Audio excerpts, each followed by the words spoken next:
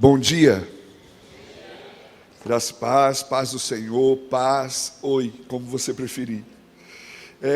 Vou começar justificando essa minha voz, né? O pessoal que estava ontem à noite já me ouviu falar sobre isso. Eu estou aí numa semana difícil de garganta, mas fiz o teste do Covid horas antes de embarcar para cá, deu negativo, graças a Deus. Mas estou numa crise de garganta, né? E como estou com crise de garganta e não paro de falar, então não vai ficar bom tão cedo, né? Mas estou à base de pastilha, de muita água.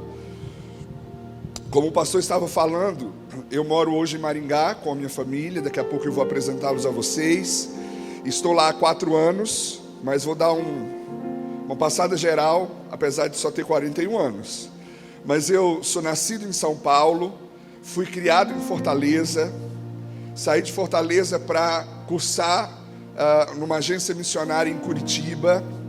Lá em Curitiba eu conheci uma gaúcha, casamos, depois nos mudamos para Joinville, em Santa Catarina, onde nasceram os meus 2 primeiros filhos. Então tenho 2 filhos catarinenses, e há 4 anos moro em Maringá, onde nasceu meu 3º filho. Então eu sou um paulista cearense, casado com uma gaúcha, com 2 filhos catarinenses e um paranaense. Então eu tenho quase a representação dos estados brasileiros dentro da minha casa, né?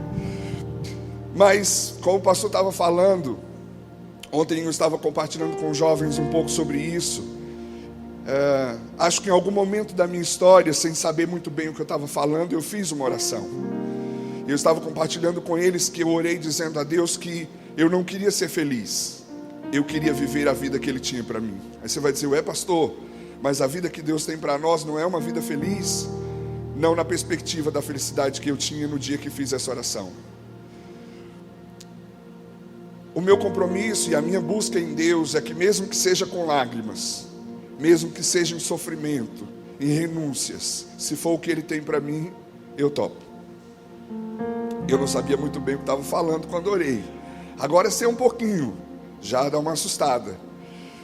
Então por isso, esses últimos 4 anos estou em Maringá, por uma direção muito clara de Deus, que, como também falei ontem à noite, eu entendo como um processo em que eu e minha família fomos deportados, fomos arrancados de Joinville e levados por um movimento absoluto da soberania de Deus para Maringá. E desde que cheguei lá, estou ligado a este instituto, que é o Instituto Teen Street Brasil, que atua. Ele é um instituto internacional, ele nasceu na Alemanha, ele existe em vários países, e aqui no Brasil ele existe há 17 anos. E ele é sediado, tanto os seus eventos, como o nosso escritório, que a gente chama 365, que acontece durante o ano todo, dentro de uma universidade, que é a Unicesumar. Nós atuamos durante todo o ano, fortalecendo igrejas, famílias, para que os nossos adolescentes possam ser os missionários da sua própria geração. Nós entendemos que um adolescente apaixonado por Jesus vai refletir Jesus no seu mundo, e assim a sua geração vai conhecer Jesus, vai se apaixonar por Jesus. Então esse é o nosso trabalho. Nós estamos começando um projeto novo, que é com pais. Então nós estamos chamando de Escola de Pais. Hoje ele se resume a 2 grupos no WhatsApp, onde nós compartilhamos semanalmente artigos, reflexões e promovemos interações. Não no grupo, porque senão todo mundo sai, né? Mas a partir do grupo. Se você tem interesse de participar desse grupo, depois você pode pegar o meu WhatsApp com o pastor, e aí eu posso adicionar você ao grupo. Também no nosso Instagram vai ter lá o link na bio, e você pode entrar. E nós temos um treinamento que acontece anualmente para capacitar líderes e influenciadores dessa geração. Acontece no mês de setembro, e como o pastor falou, até aqui, nesses 17 anos, acontecemos com um evento anual que acontece no mês de janeiro, onde nós reunimos centenas de adolescentes e jovens que são voluntários, e passamos a semana inteira com eles. E nós vamos desde experiências missionárias, até tempo de interação e lazer, até ministração profunda da palavra, a condução de pequenos grupos, células. Então todos os dias eles passam por todas essas etapas e vão sendo impactados pelo Evangelho, até que no último dia são preparados para retornar com uma palavra que os lança de volta para fora. Nós temos como hábito, quando preparamos o conteúdo, é tradicional, o último dia é sempre os enviando de volta para as suas realidades. Mas esse ano nós começamos um desafio que a pandemia nos ajudou.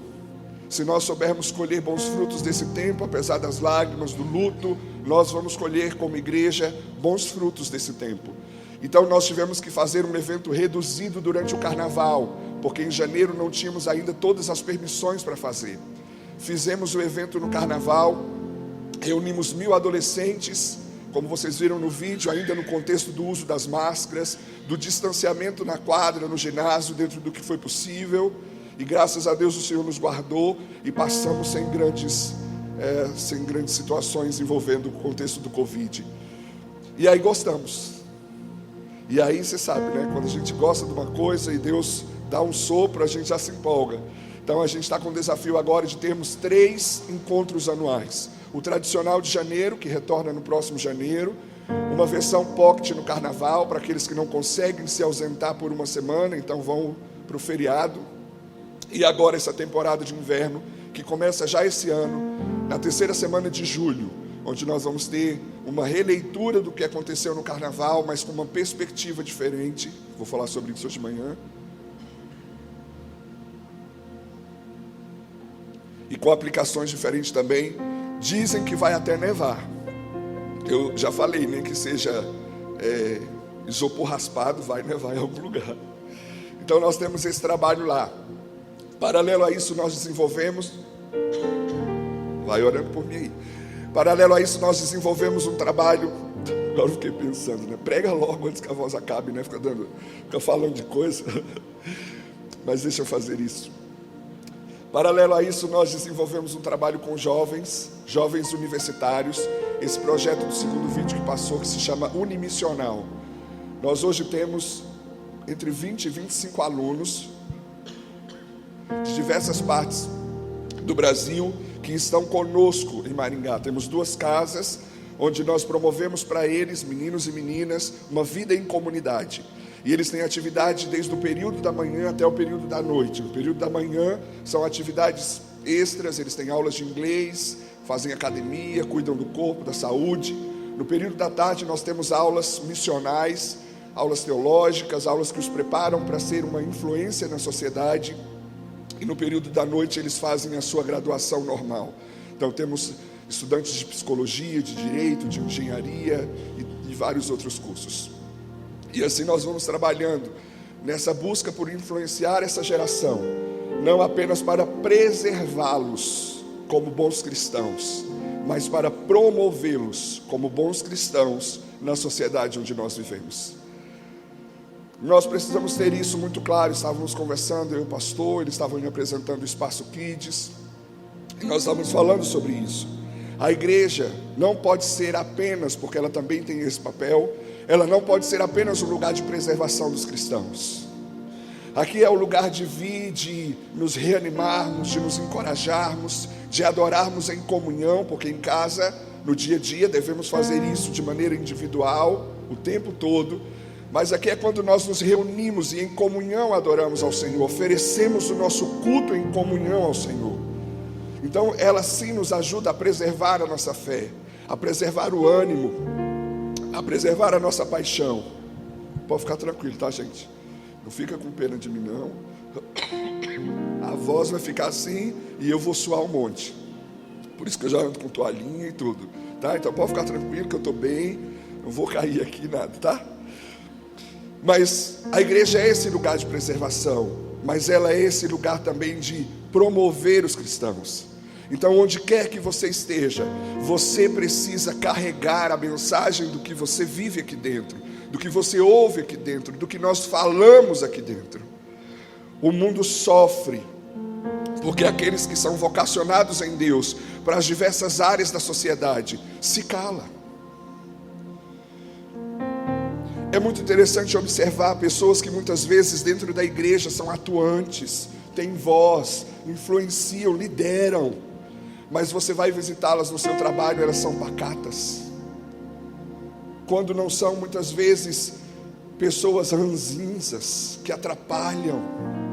Às vezes temos pessoas que amam a Jesus, que querem uma vida com Jesus, mas chegam nas suas escolas, nas suas faculdades, atrapalham, não revelam Jesus, pelo contrário, por muitas vezes afastam as pessoas de Jesus, por revelar um Jesus como ele não é. Isso não pode acontecer. O mundo precisa conhecer os filhos de Deus. O mundo precisa conhecer os filhos de Deus por meio da pregação do Evangelho e por meio da experiência do Evangelho. A sua boca precisa falar do Evangelho e a sua vida precisa testificar do Evangelho. Nem só um, nem só outro. Houve um tempo em que se falava muito e se vivia pouco. E por isso nós geramos uma sociedade incrédula. Houve um tempo que disse: não fale nada, só viva. Eu fico pensando, eu brinco com isso, né? Se você chegasse aqui nesse lugar e você acendesse uma luz, ligasse no interruptor, em vez dela acender, ela ficasse dizendo: eu ilumino, eu ilumino, eu ilumino, eu ilumino. Você diz: então tá bom, por favor, ilumine.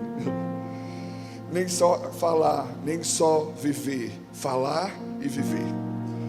Eu lembro que discipulei um rapaz, ele devia ter por volta de 27 anos. Ele era bancário.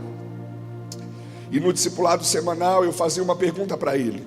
Eu dizia: você falou de Jesus a um não cristão durante essa semana? Ou testemunhou através da sua vida? E ele dizia: falar eu não falei, mas testemunhei. Eu falei: como foi? Eu vivi de maneira correta, íntegra. Tudo bem, mas toda semana ele me dava a mesma resposta. E um dia eu tive uma ideia. Eu falei: olha, essa semana você vai pegar 5 pessoas diferentes lá na agência.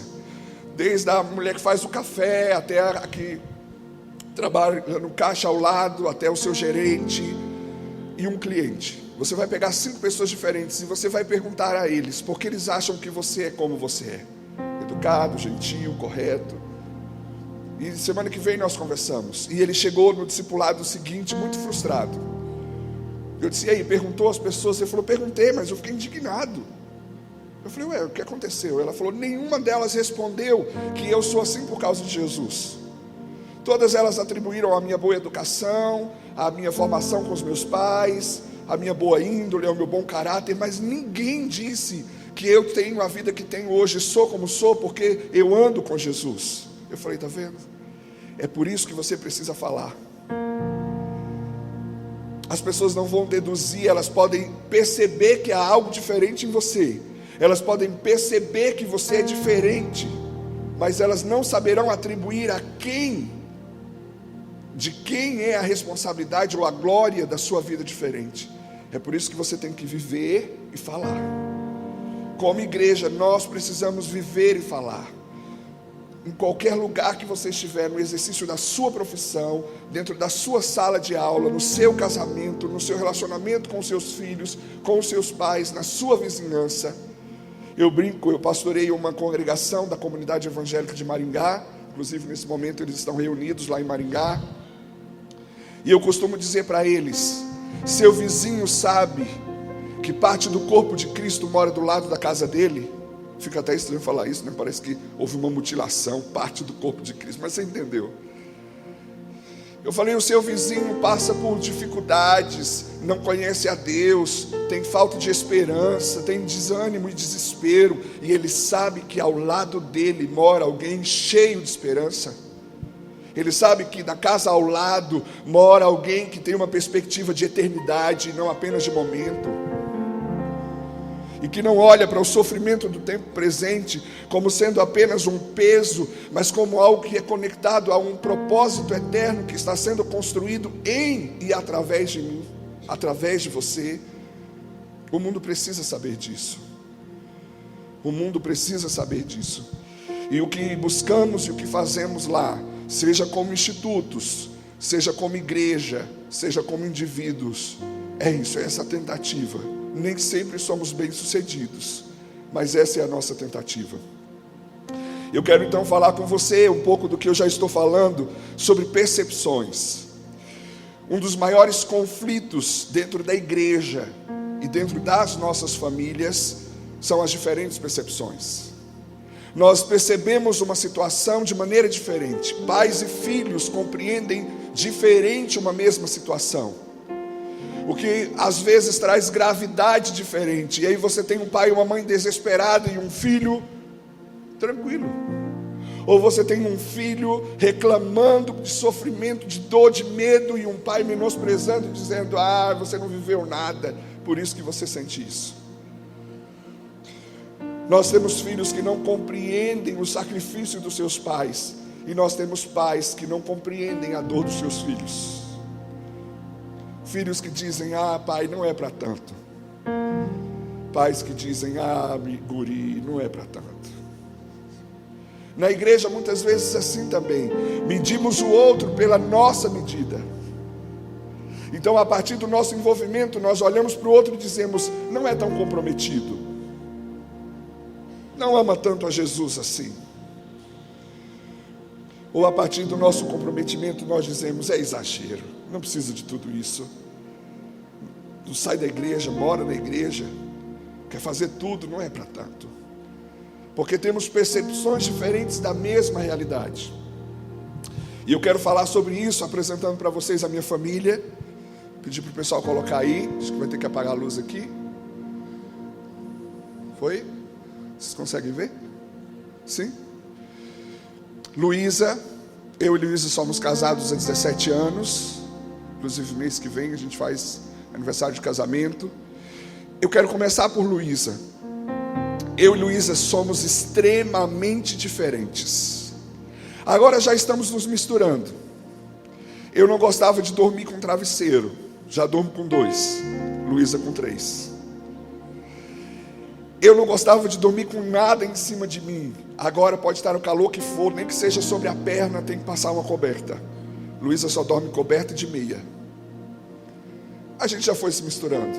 Mas eu estava falando ao pastor ontem, quando eu conheci Luísa, entre meu pensamento e a minha fala, existia um cano que dava 10 quilômetros de volta. Eu pensava 10.000 vezes antes de falar, e na maioria das vezes não falava o que pensava.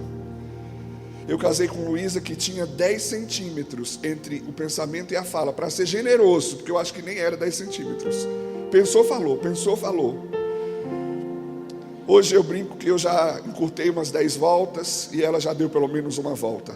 Ontem nós passamos o dia trocando mensagens, porque ela estava indignada com uma situação. E ela estava dizendo: isso não é possível, como alguém faz isso, como alguém age desse jeito. E eu lá: calma, vamos assim, vamos fazer assim. E ela: tá bom, eu vou gravar um áudio para a pessoa, vou mandar para você, e você me diz se tá bom. Nós caminhamos assim. E por vezes eu digo: você foi dura demais.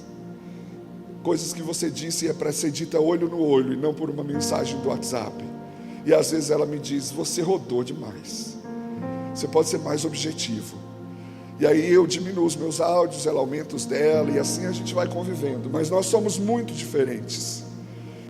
Nós tivemos que aprender a educar os nossos filhos juntos, porque a forma como os nossos pais nos educaram eram muito diferentes. Na minha casa, se você franzisse a testa, ainda hoje é assim, faço chamada de vídeo com os meus pais, eles dizem: você está bem? Eu falo: tô, pai, tô bem. E eles dizem: você não está com dor de cabeça?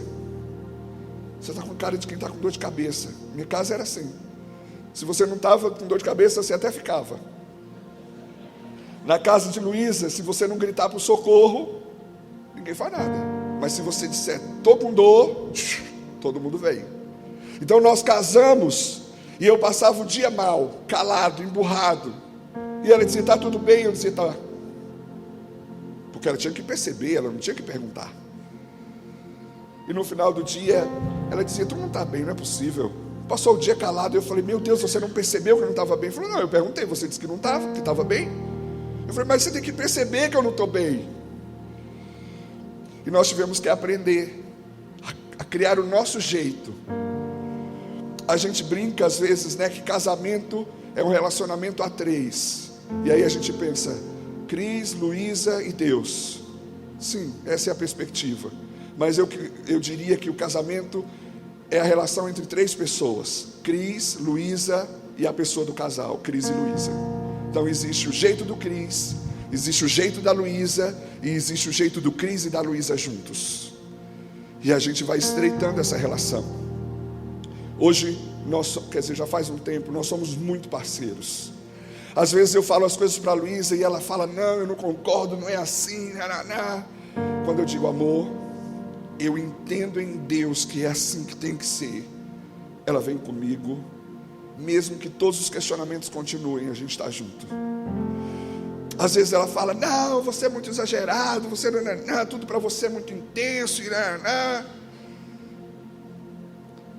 eu digo, não é assim, me defendo. Mas quando ela olha para mim e fala assim, amor, eu não consigo argumentar com você, eu só sei que você está errado. Eu digo, tudo bem, vou refletir sobre isso. Então nós vamos aprendendo a ajustar as nossas perspectivas da mesma situação. E aí, você pode continuar com a minha família aqui, por favor, só para eu matar a saudade. E aí a gente tem, se eles voltarem ali,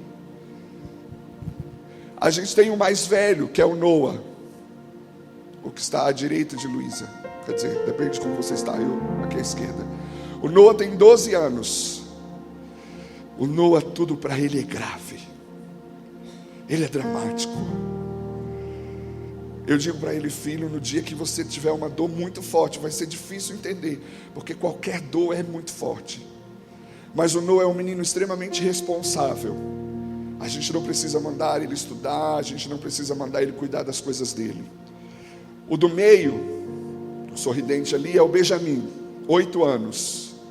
O Benjamin é o aleatório. Eu digo que o Noah aprendeu a pular chegando na beirada da cama, e a gente dizendo, pula filho, e ele olhava, pula filho, e ele respirava fundo e se jogava. O Benjamin, ele aprendeu a pular andando, andava, a cama acabava, ele caía. Aprendeu a pular assim. O Noah, bastava colocar coisas coloridas pela casa, ele não ia atrás de tomada, de botar o dedo no interruptor, nada disso. Teve algo colorido, era brinquedo, ele ia brincar. O Benjamin, ele gostava de tudo que era cinza, preto, marrom e branco, eletrodoméstico, interruptor. Então às vezes eu digo lá em casa que eu me sinto quase o diretor do Procon, porque eles chegam com as causas para serem julgadas. Pai, o Noah fez assim, assim, assim, assim. Não, peraí pai, peraí. Não, o Benjamin que fez assim, assim, assim, assim, assim, assim. Eu aprendi uma estratégia, eu digo assim, é melhor vocês resolverem entre vocês, porque se o papai precisar resolver, pode ser de um jeito que um de vocês não vai gostar. Então não dá para resolver entre vocês? Sexta-feira agora, a Luísa tinha viajado para uma cidade ao lado, a trabalho, e eles tinham ficado em casa com alguém que nos ajuda, e o Benjamin mandou uma mensagem, um áudio dizendo assim, pai, eu e o Noah nos espancamos. Aí eu ouvi o Noah ao fundo dizendo, o quê? A gente se bateu, a gente se espancou. E não sei o que, aí eu só mandei uma mensagem assim, se não se resolverem, ficarão sem eletrônico. Aí ele me mandou um áudio, ô pai, você afirmou que a gente está sem eletrônico, ou você quis dizer que a gente pode ainda ter o eletrônico se a gente resolver? Aí eu comecei a rir, as pessoas que estavam no escritório comigo perguntaram o que era, eu falei para elas, eu disse, não, se não se resolver.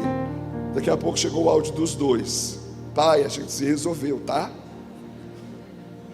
Mas eles são muito diferentes, e eu tenho que aprender a valorizar cada choro do Noah, porque eu não posso julgar o coração dele, dizer se ele está exagerando ou não. Eu posso perguntar e dizer, filho, você tem certeza que é isso mesmo? Filho, presta atenção, de 0 a 10, quanto você está sofrendo, quanto está doendo? O Benjamin, eu preciso adverti-lo. Ele passa a tarde pendurado numa árvore que tem lá na minha casa. Na árvore tem corda amarrada, tem os brinquedos do irmão pendurado, e ele passa o dia pendurado e sobe e desce e vira de cabeça para baixo. E eu digo, filho, calma, você pode se machucar, mas eu não posso criá-lo com medo. Eu preciso promover a coragem dele. Então eu fico me segurando, digo, meu Deus, é agora, Jesus, não, Senhor, livra, Jesus, livrou. E aí vem o Joaquim, que tem 1 ano e 4 meses. A gente ainda não sabe muito bem como ele é. Estamos tentando influenciá-lo para ser mais parecido com o que a gente quer. Nem sempre a gente consegue. Mas o Joaquim já é daquele que encosta na parede, faz um monte de galhatices, e aí ele abre o olho e ri, olhando para todo mundo. Então a gente está pressupondo de que ele talvez seja um pouquinho mais perigoso do que o Benjamin. Já estamos tomando os devidos cuidados. Mas é isso, eu casei com uma mulher diferente de mim e tive 3 filhos que são diferentes entre eles. Como faz para ser uma família saudável? Como faz para que eu seja o marido que a minha esposa precisa que eu seja? Como faz para que eu consiga ser o pai que o Noah precisa, o pai que o Benjamin precisa e o pai que o Joaquim precisa? Eu vou te adiantar, é muito cansativo. É muito cansativo, mas é muito prazeroso. Estava compartilhando, acho que, não lembro com quem, não sei se com Pedro, com o pastor, enfim, estava compartilhando com alguém, acho que alguém que estava na fila do lanche ontem, de que no namoro nós tínhamos aquelas famosas conversas de quantos filhos vamos ter, qual o nome deles, e foi acontecendo, e nós tínhamos sempre o desejo de viver uma experiência com a adoção, e isso sempre ficou no nosso coração, e nós queremos ter entre 4 e 5 filhos, estamos ainda negociando se número par, número ímpar. Calma, eu sou normal, eu não decido o número dos meus filhos por isso, mas eu sempre sonhei com uma mesa grande, sabe aquelas mesas de madeira bem grande, com banco de um lado e banco do outro, e final de semana aquele barulho em casa, um monte de gente, come, conversa e ri, e lava a louça junto, em nome de Jesus. Um dia eu preguei numa igreja falando sobre isso, e a mulher chegou para mim e falou assim: o senhor pode parar de ter filhos, a mesa já é grande. Eu falei: como assim? O senhor tem 3 homens, vai ter 3 noras, já vai dar 6 na mesa, com o senhor e sua esposa já dá 8, com os netos já deu, já está grande. Eu olhei para ela, quase fui convencido, eu falei: não, mas cabe mais. E agora dia 22, esse é o motivo para você orar pela minha casa, agora dia 22 a gente tem, eu e Luiz temos a primeira reunião no fórum, para dar início a um processo de adoção. Porque eu estou contando tudo isso para você? Porque tudo isso é possível a partir de, mesmo tendo pessoas que pensam tão diferente e olham de maneira tão diferente para a vida. E essa é a beleza da vida, é não sermos iguais. Olha, não sei se você tem esse dia, mas eu tenho o dia em que eu não me suporto. Eu tenho o dia que eu queria me trancar no quarto e sair correndo, mas o indivíduo vem atrás de mim. Eu não consigo deixar ele trancado lá dentro. Tem dias que eu olho para mim e digo: Jesus amado, da onde surgiu essa pessoa? Mas você sabe, Deus me deu uma mulher que me suporta. Eu digo que eu tenho 2 consciências, uma que fica guardada aqui dentro e outra que fica guardada na Luísa. Quando a daqui não funciona, a consciência aqui fora começa a funcionar. Eu também digo que se eu tivesse casado com uma mulher minimamente parecida comigo, eu não teria aguentado. Talvez por isso casei com uma mulher tão diferente de mim. Mas eu podia fazer disso uma tremenda infelicidade. Uma mulher que nem sempre concorda comigo, uma mulher forte, uma mulher que tem uma opinião, que tem personalidade, que decidiu construir a sua carreira profissional. Luiz é assistente social. Quando começamos a pastorear, a igreja que pastoreamos hoje é num bairro vulnerável de Maringá, as pessoas chegavam para mim e diziam assim: pastor, eu gostaria de falar com o pastor, mas só com o pastor. Eu dizia: meu Deus, o que será que eles não querem falar com a minha mulher junto? E eles contavam uma história. Sabe o que é, pastor? É que eu estou devendo 2 talões de água. E nananã. Aquilo rasgava o meu coração. Eu dizia: como é que essa pessoa vai para casa e se cortar a água? E aí eu ia falar com a Luísa. Eu falei: aguarde um minutinho. E eu estava aprendendo a respeitar o espaço da Luísa. Então eu ia lá falar com a Luísa. Eu falava: amor, sabe a fulaninha? Eu falei: Jesus, que mulher de coração duro. Eu dizia: então, ela veio falar comigo que eu começava a contar a história, ela dizia: para. E ela contava todo o resto da história. E eu dizia: ela já falou com você? Ela disse: não falou comigo. É que as histórias são todas iguais. Eles contam a mesma história, amor. Não é essa a necessidade dela é outra. Eu dizia: meu Deus, amor, você não pode ser assim, você tem que ser mais amorosa. Agora inverteu, eu fiquei muito duro. As pessoas falam: pastor, a pastora não vem hoje? Queria falar com ela. Eu digo: talvez se for me ensinar. Mas nós temos percepções diferentes. E eu posso ficar de um lado dizendo, vem do meu jeito que é melhor. Ela pode ficar, vem do meu jeito que é melhor. Ou a gente pode se encontrar no meio, juntar os nossos jeitos de ser e glorificarmos a Deus com a nossa casa. Olhar para os nossos filhos e não querer formatá-los. Sabe aquelas coisas que eu não gosto em mim? Eu olho para eles, eles já estão aprendendo. Que desespero. Eu digo, não acredito que esse menino está fazendo desse jeito. Mas eles vão se parecer conosco. E às vezes o que nós reprovamos nos nossos filhos é aquilo que nós reprovamos em nós. Mas em nós está tudo bem, a gente é adulto, a gente segura a onda, a gente usa máscara, mas eles não. E a gente fica tentando conter. Mas eu também vejo coisas neles que eu digo, aprendeu comigo.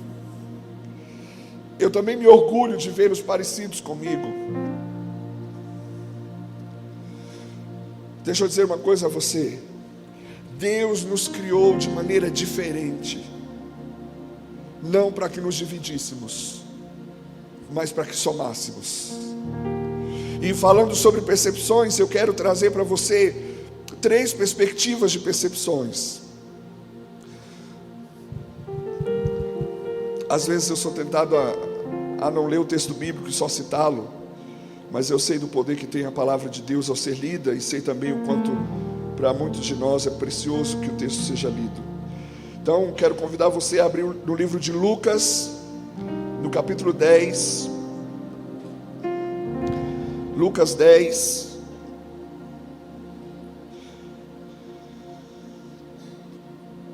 no versículo 38.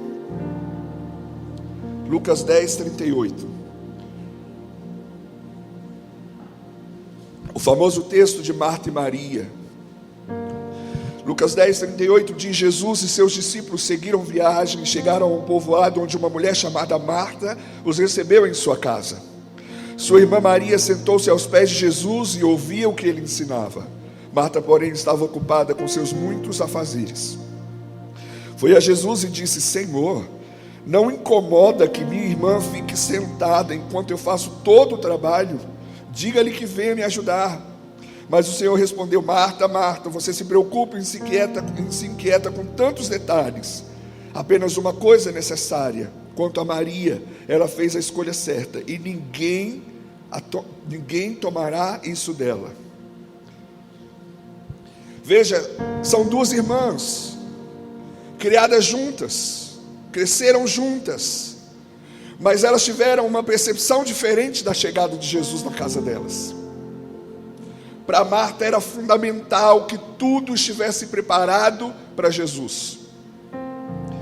A Bíblia não fala que Marta estava fazendo coisas para ela. Dá-se a entender de que Marta estava cuidando das coisas da casa por causa da visita que havia recebido. Então Marta olha e fala: bem, o tamanho da importância da visita que nós estamos recebendo é o tamanho do trabalho que eu tenho que ter para receber o bem. Então Marta está preocupada em cuidar da casa, em cuidar do lugar onde Jesus vai se hospedar, da comida que ele vai comer. Maria, moradora da mesma casa, quando Jesus chega, ela esquece de tudo. E ela acha importante sentar aos pés dele. E diferente de Marta, Maria não pensa: o tamanho da importância da visita que chegou é o tamanho do trabalho que eu preciso fazer. Maria diz: o tamanho da importância da visita que chegou é o tamanho da atenção que eu preciso oferecer para ele.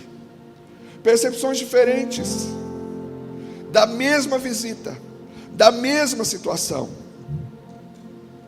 Mas perceba que Marta traz um elemento de tensão a essa situação. E é engraçado porque Marta não vai para Jesus dizendo assim: Jesus, só me tira uma dúvida. O senhor prefere eu trabalhando ou eu sentada aí?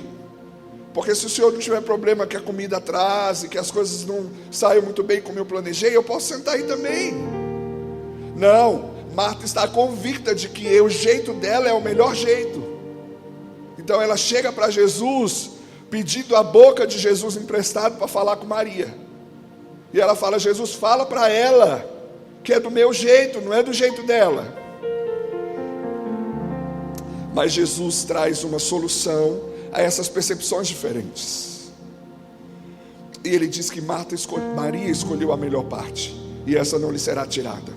E eu fiquei refletindo se o que Jesus estava dizendo é que trabalhar e servir é errado, que precisa ser contemplativo, precisa sentar e ficar ouvindo e admirando. Eu não penso que era sobre isso que Jesus estava falando. Não era sobre fazer ou não fazer. Eu tenho um problema, eu sou muito ativista, então eu tenho aprendido a ficar no ócio, ao descanso, ao lazer, ao assistir um filme sem querer tirar dele uma moral, ao ler um livro sem querer preparar com ele algum tipo de texto. E esse texto sempre foi usado quando as pessoas queriam me advertir do meu ativismo, dizendo: olha, você é Marta. E eu fico pensando que o problema não é fazer muitas coisas, como o segredo também não é sentar aos pés de Jesus. O ponto principal dessa história era simplesmente entender como Jesus queria ser recebido. E se ele dissesse: eu quero ser recebido com a casa limpa, com a comida feita, então Maria estaria errada de deixar tudo e vir sentar aos pés dele. Mas ele decidiu ser recebido com o máximo de atenção, para que ele pudesse ensinar aquilo que ele veio ensinar. Então nessa história, Marta estava equivocada. Então quando nós nos encontramos com divergência das nossas percepções, há uma maneira de resolver. É juntos dizermos: vamos a Jesus e perguntar como Ele quer que vejamos essa situação. Quando eu e Luísa entramos em divergência sobre alguma decisão, nós dizemos: então vamos orar, vamos buscar uma palavra de Deus sobre isso, vamos buscar uma direção de Deus sobre isso. Quando nós entramos em conversas que não têm fim, porque eu argumento de um lado, ela contra-argumenta do outro, eu argumento de novo, ela contra-argumenta do outro, e nós percebemos que nós já paramos de pensar, nós só estamos brigando para ver quem vai ter razão no final, e não importa se a razão vai ser boa ou ruim, só importa que ela seja minha. Quando nós chegamos nesse ponto, um dos dois desafia o outro, dizer: olha, eu acho que essa conversa a gente não vai chegar em lugar nenhum, acho melhor a gente dormir e amanhã a gente conversa de novo. Olha, eu acho que essa conversa não vai levar a gente a lugar nenhum, é melhor a gente procurar alguém e conversar, e pedir ajuda a alguém que possa ver essa situação de uma outra forma. Porque quando as percepções divergem e precisamos tomar uma decisão, é preciso chegar a um ponto comum. E se não estamos dando conta de somar as nossas percepções, é preciso ir até Jesus, é preciso passar pelo crivo da Bíblia, é preciso buscar os conselheiros, homens e mulheres que podem nos auxiliar nisso. E esse é um dos maiores conflitos de percepção dentro da igreja. Nós julgamos a espiritualidade do outro. Então, se estamos aqui na frente ministrando louvor, e nós olhamos para a igreja e as pessoas não estão de mãos levantadas, lágrimas escorrendo, o louvor não foi bom, não fluiu. Se não cantam as canções que mexem comigo, o louvor hoje foi frio. Se o pastor não prega uma palavra que mexe com as minhas emoções, a palavra hoje não me tocou. E nós vamos julgando a espiritualidade do outro. Você viu? A pessoa estava endurecida. Na hora do louvor ela estava de braços cruzados. Você viu? Acho que aquela pessoa não está bem. Na hora do louvor ela estava sentada. E nós vamos julgando a espiritualidade do outro. Estava falando com o pastor ontem. Eu tenho aprendido a pastorear as pessoas como elas são e não como eu gostaria que elas fossem. Porque às vezes eu olho para alguém e eu vejo um potencial incrível, eu vejo o quanto aquela pessoa podia render, o quanto aquela pessoa podia crescer, e eu começo a investir nela, e aí eu vou com 10, ela recebe 2 e dá aquela travada. Sabe quando você vai apertar a mão de uma pessoa e você vai com força e ela vem com a mão mole? É mais ou menos isso. Eu vou com força e a pessoa vem. Eu tenho aprendido, ela é assim. E eu posso investir então 3 para que ela cresça, mas eu não preciso exigir dela 10, senão ela morre. É assim na sua casa. É assim nos lugares onde você ocupa influência.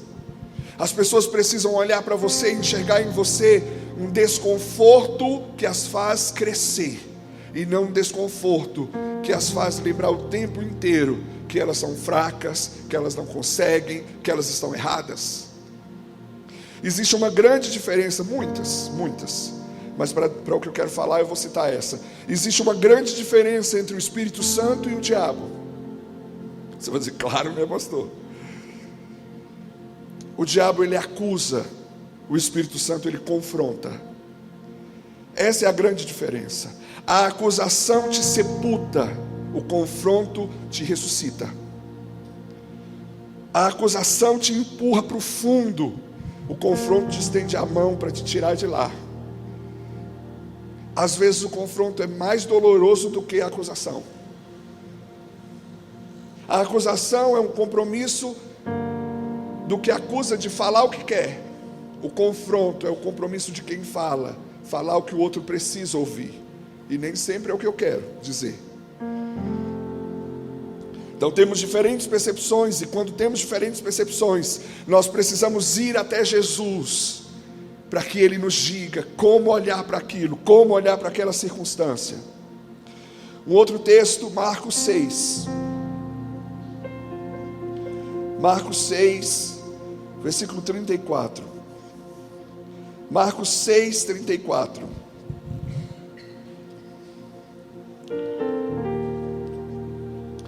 Quando Jesus saiu do barco, viu a grande multidão e teve compaixão dela, pois eram como ovelhas sem pastor. Então começou a lhes ensinar muitas coisas. Ao entardecer, os discípulos foram até Jesus e disseram: este lugar é isolado, já é tarde. Mande as multidões embora, para que possam ir ao campo e povoados vizinhos e comprar algo para comer. Jesus, porém, disse: providenciem vocês mesmos alimentos para eles. Precisaríamos de muito dinheiro para comprar comida para todo esse povo, responderam. Quantos pães vocês têm? Perguntou Jesus. Vão verificar. Nós estamos diante de uma mesma situação, uma multidão concentrada em ouvir os ensinamentos de Jesus. O tempo está passando do mesmo jeito para os discípulos e para Jesus. Está entardecendo, está anoitecendo da mesma forma para Jesus e para os discípulos. A multidão estava sem comer da mesma forma para os discípulos e para Jesus. Mas perceba, eles tiveram percepções diferentes da mesma situação. Os discípulos viram na possível fome que se aproximava e do entardecer do dia, a oportunidade de encerrar o assunto e dizer: Jesus, já deu, manda o povo embora. Daqui a pouco vai virar um problema, esse povo vai ficar com fome, o povo só reclama. Manda eles embora. Por isso que eu estou de olho no relógio o tempo inteiro, antes que chegue a hora da sua fome. Manda eles embora para que eles se virem, para que eles possam comprar o que comer. Jesus fala: não.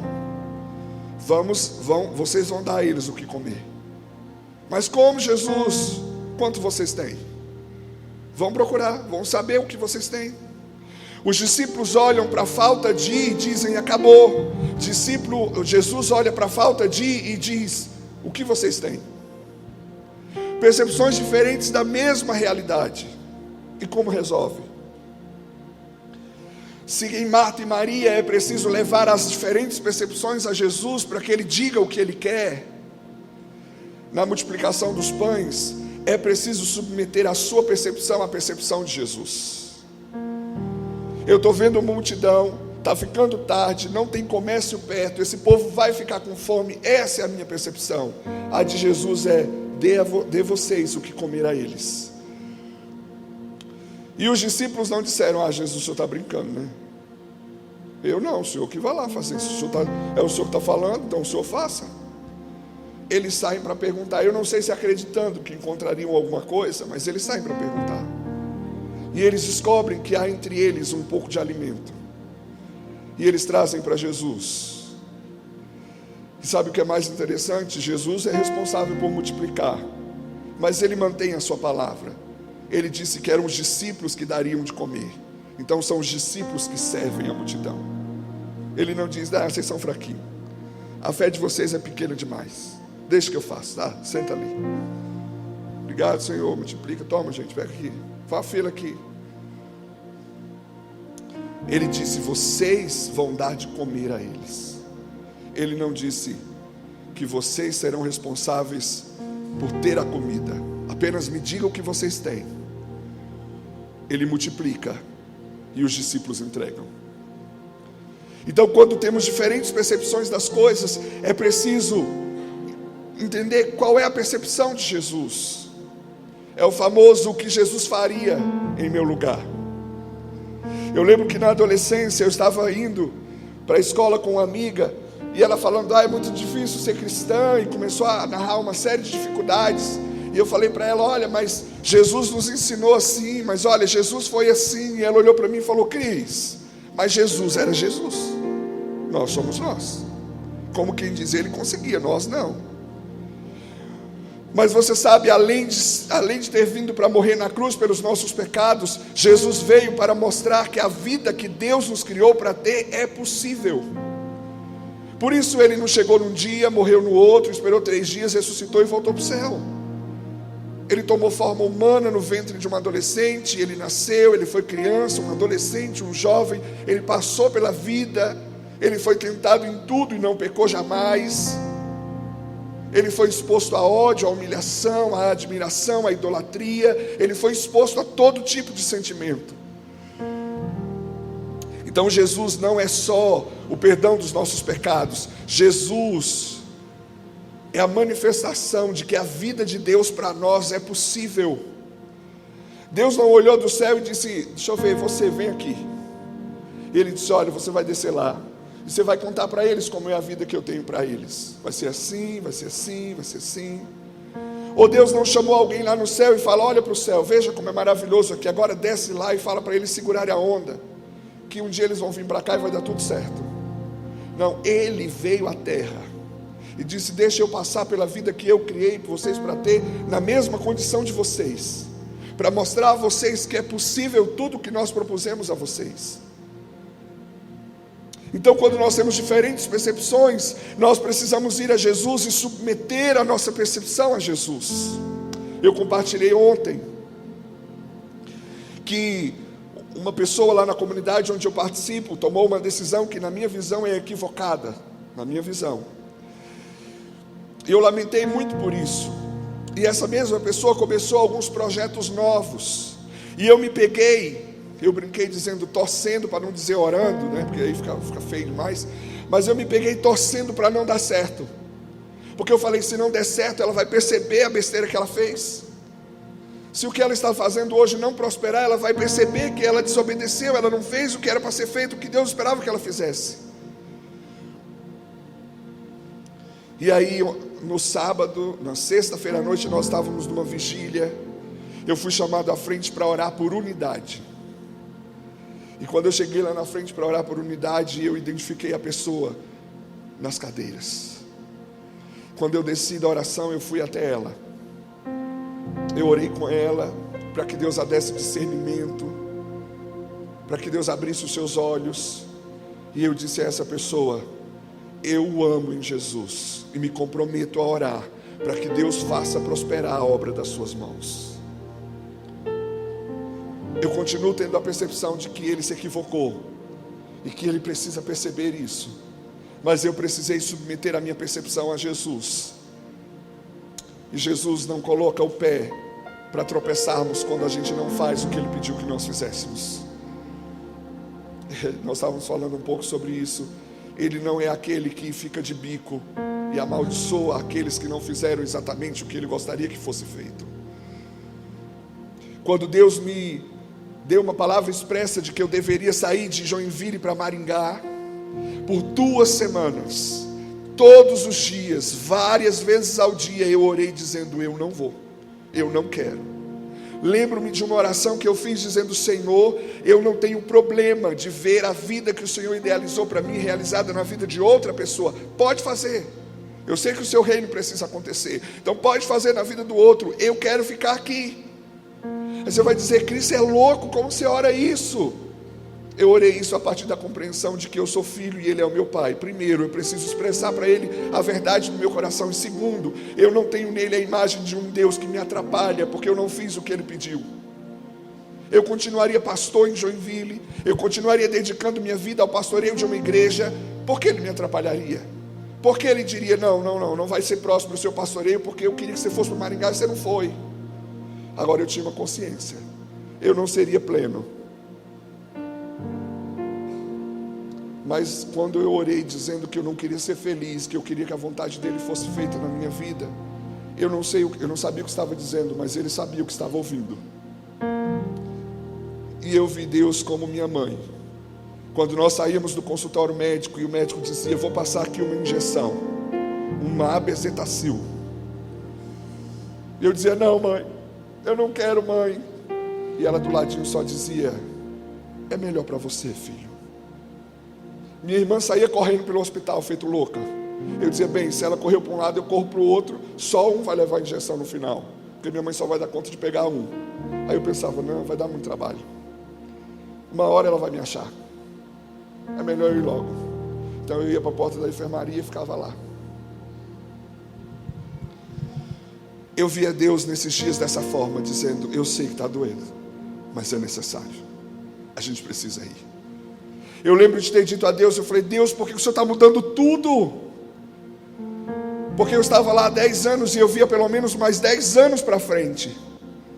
Só que quando nós chegamos lá, nós recebemos uma palavra de diversas formas, que aquele não era o nosso último lugar. Mas já tinha se passado 10 anos, não é mesmo? Vai que Deus mudou de ideia, se esqueceu, ou vai faltar mais 10 anos. E quando eu disse, Senhor, por que o Senhor está mudando tudo? Lembro-me de Deus ter me respondido dizendo, eu não estou mudando nada, eu só estou seguindo o curso da história, você que se apegou demais a essa etapa. Eu tive que submeter as minhas percepções. Eu lembro quando eu dizia, Senhor, eu não quero e eu não vou. Eu lembro quando eu orei dizendo, Senhor, eu não quero, mas eu vou. E eu lembro quando eu disse, Senhor, eu quero, eu vou. Existem coisas na minha vida que se tornaram um desejo só porque é vontade de Deus. Se não fosse vontade de Deus, eu não queria. Existem coisas que eu faço hoje, que eu faço porque Deus plantou no meu coração um desejo por aquilo, porque da minha parte não faria diferença ser ou não ser, fazer ou não fazer. Mas eu precisei submeter as minhas percepções às percepções de Jesus. Na educação dos seus filhos você precisa fazer isso. Projetamos nos nossos filhos coisas e precisamos dizer, Senhor, foi para isso que o Senhor o criou? Se não foi, ajusta aqui a minha percepção. Como filhos, nós precisamos olhar para os nossos pais e muitas vezes dizemos que chato, que difícil, porque não me entende, porque que é tudo assim. E nós precisamos ir diante do Senhor e dizer, Senhor, foi para isso que o Senhor os me deu, para me ensinar isso, e nos submeter. Por fim, e eu não vou ler porque é mais conhecida a história, nós temos a história do filho pródigo. Um pai e 2 filhos. Lá em Lucas 15 narra a história de que o filho mais novo resolveu pedir a sua parte na herança e partir para curtir a vida. O filho mais velho decidiu ficar em casa ainda com o pai. Nós sabemos o que acontece, e chega uma hora que o filho mais novo decide voltar para casa. E ele diz, bem, eu não sei se meu pai vai me receber ou não, mas eu vou fazer uma proposta, que ele me receba pelo menos como um empregado, porque já está melhor do que o que eu vivo hoje.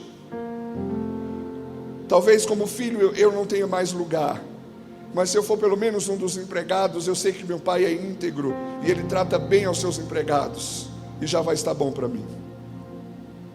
Essa era a percepção do filho mais novo. A percepção do pai era no dia que ele decidir voltar, ele retornará ao seu lugar de origem, de filho. Mas existia um irmão mais velho, que na sua perspectiva dizia, espero que ele nunca volte, mas se ele voltar, espero que meu pai seja justo e não o receba de volta, porque o que ele fez foi muito feio. Nós tínhamos na mesma casa 3 percepções do que é amor, 3 percepções do que é justiça, 3 percepções de relacionamento. Os 2 filhos estavam equivocados a respeito do seu pai. O mais novo achava que a justiça do seu pai o transformaria em empregado. A justiça do mais velho imaginava que o seu pai não o receberia mais, o seu irmão mais novo. Os 2 estavam equivocados. O pai não só o receberia, como reconduziria à condição de filho, da onde ele nunca saiu. Por sinal, quando o filho apontou no início da estrada, ele já correu ao encontro para abraçá-lo. Mas você sabe, o mais velho, quando voltou do serviço e viu o barulho na casa, nem chegou a entrar. Da porta mesmo ele perguntou a um dos empregados, dizendo: o que está acontecendo aí? O seu irmão mais novo voltou e seu pai mandou dar uma festa. Ele emburrado fica a ponto de que o pai é chamado. E quando o pai chega, diz: filho, o que está acontecendo? Ele disse: ora, pai, eu estou com você, nunca te deixei. E o senhor nunca me deu um novilho, um bezerro gordo para celebrar com os meus amigos. Agora volta esse aí que fez tudo o que fez, e o senhor dá uma festa? Ele fala: meu filho, tudo que eu tenho é seu. Isso é literal, não é? Porque se ele dividiu a herança entre os filhos, o que ficou é do mais velho, porque o que era do mais novo já foi. E ele disse: tudo que eu tenho é seu. Importava que aquilo que foi achado, aquilo que foi perdido foi achado, e precisamos comemorar isso. Diferentes percepções do que é amor, do que é justiça. E nessa hora nós precisamos submeter as nossas percepções do que é amor, do que é justo ao Pai. É o Pai quem diz qual é a medida da justiça, não somos nós. Um dia, conversando com um jovem, vou fazer igual ontem à noite, fechar o caderno, para dar esperança de que eu estou terminando. Mas eu estou terminando mesmo. Eu estava conversando com um jovem alguns meses atrás, e ele estava revoltadíssimo com uma situação lá dentro do nosso instituto, e ele estava trazendo um monte de questionamento e falando: isso não é justo, isso não é justo. E eu senti nele um senso de justiça muito aflorado. Então eu resolvi a situação, falei: vamos fazer o seguinte, vou tomar essa decisão, vamos fazer por esse caminho, o que você acha? Tá bom assim? Ele falou: não é bem como eu gostaria, mas já está melhor do que o que está. Falei: que bom. Então isso te atende? Atende. Falei: beleza, está resolvido? Está resolvido. Vamos orar? Vamos. Orei com ele. Falei: agora eu gostaria de ter um tempo com você. Agora que nós resolvemos a situação, que você entendeu o que eu ouvi, compreendi e resolvi, eu quero te ensinar algo para a vida. Posso? Ele falou: pode. É um garoto muito ensinável, o admiro profundamente. Eu disse para ele: olha, no seu senso de justiça, Jesus não deveria ter morrido na cruz. Se você fosse Deus, todos nós estaríamos condenados e fulminados, porque o seu senso de justiça não condiz com o Evangelho. Se Deus andasse pelo seu senso de justiça, todos nós deveríamos ir para o inferno, e não deveria haver a cruz para o perdão dos nossos pecados. Então aprenda uma coisa: não basta reclamar os seus direitos, não basta achar que foi injusto, é preciso compreender o princípio bíblico para exercer a justiça. Muitas vezes nós olhamos para o outro, nós emitimos juízo, nós julgamos, nós dizemos se está certo ou errado, sem o menor comprometimento com a Bíblia. Eu costumo dizer que não basta ser bíblico, é preciso ter um jeito bíblico de praticar a Bíblia. Porque muitas coisas, muitas aberrações surgiram por pessoas que queriam praticar a Bíblia, mas do seu jeito, e não do jeito bíblico. Então, se você senta com elas, elas têm um argumento teológico para explicar porque elas agem daquele jeito. E você fala: bem, pensando em respaldo bíblico, eu até posso concordar, mas parece-me que não é assim que Jesus faria. Lembro-me de ter ido para um prático de missões numa igreja no Rio Grande do Sul, e um senhor já de muita idade, um dia foi dar um testemunho no encerramento da nossa participação. Ele foi dar um testemunho para agradecer, e ele disse: olha, durante todos estes anos eu aprendi a gostar de pão. A palavra de Deus para mim é um pão. E eu aprendi a devorar esse pão todos os dias. E eu preciso agradecer a vocês, porque o que vocês vieram fazer aqui não foi me ensinar a comer pão, porque isso eu já faço faz anos. Vocês só vieram me dizer que dá para passar manteiga. Dá para dar sabor a esse pão, desfrutar do sabor desse pão. E ele estava dizendo agora, eu tenho uma outra perspectiva da Bíblia que eu leio, uma perspectiva relacional, de interagir com o texto, deixar que o Espírito Santo me convença, e não só essa coisa de dizer a Bíblia diz eu faço, a Bíblia diz eu faço, porque muitas vezes eu digo, Senhor, a Bíblia diz e eu não quero fazer, me ajuda aqui, amém? Então vamos ter diferentes percepções, como Marta e Maria, como os discípulos de Jesus, como o pai e os filhos da parábola do filho pródigo. Em vez de querer ter razão ou de predominar sobre o que tem percepção diferente da nossa, em todos os casos, nós precisamos, às vezes junto, às vezes sozinhos, levar as nossas percepções a Jesus e ficar com o que Ele diz. Suas percepções estão encharcadas de passado e presente. As percepções de Jesus estão mergulhadas em eternidade. Então quando Ele diz é assim, é por aqui, Ele olhou para o seu passado, Ele enxergou o seu presente, mas Ele sabe do seu futuro. As suas percepções, as minhas percepções não. Elas foram forjadas no passado, elas estão sendo sustentadas ou provadas pelo presente, e elas pressupõem um futuro.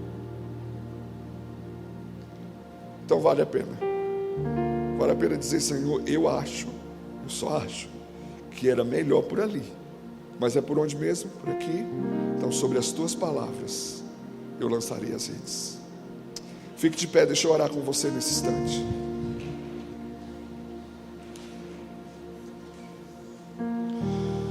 Senhor, eu quero me unir ao teu povo, Senhor, aos teus filhos e filhas, aos meus irmãos, para te pedir, Espírito Santo, Tu que és o tutor dessa nova aliança da qual vivemos, ajuda-nos, Senhor, porque o Senhor não nos criou alheios, o Senhor não nos criou alienados, foi o Senhor que nos deu a capacidade de olhar, de observar, de emitir um juízo, foi o Senhor que nos deu a capacidade de raciocinar sobre as coisas e as pessoas,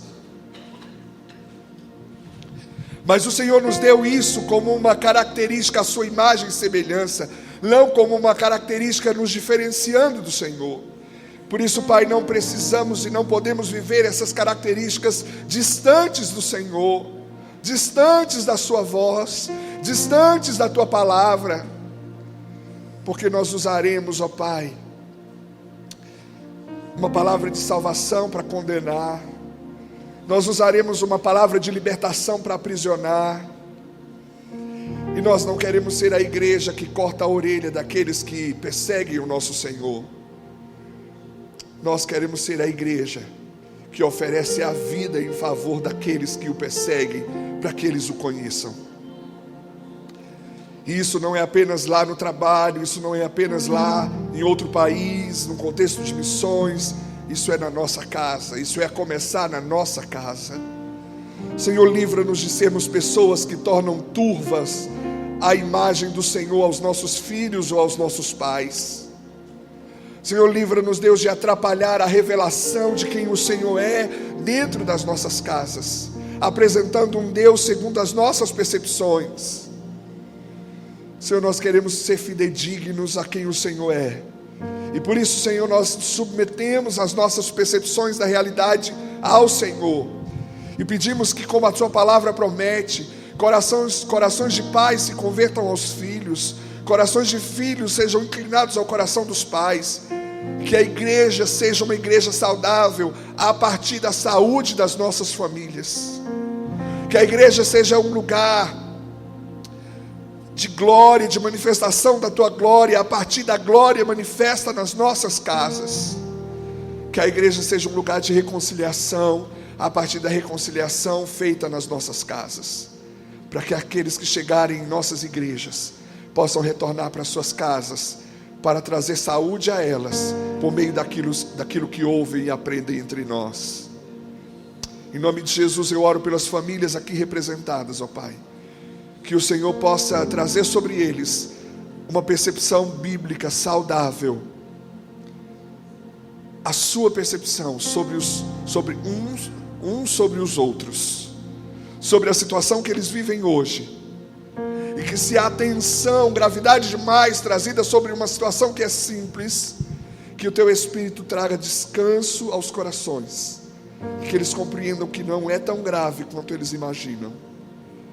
Mas se há um olhar relapso, negligente de algo que é grave, que o teu Espírito traga o peso da gravidade aos corações, para que eles sejam urgentes em atitudes de conserto. Em nome de Jesus, Deus. Amém.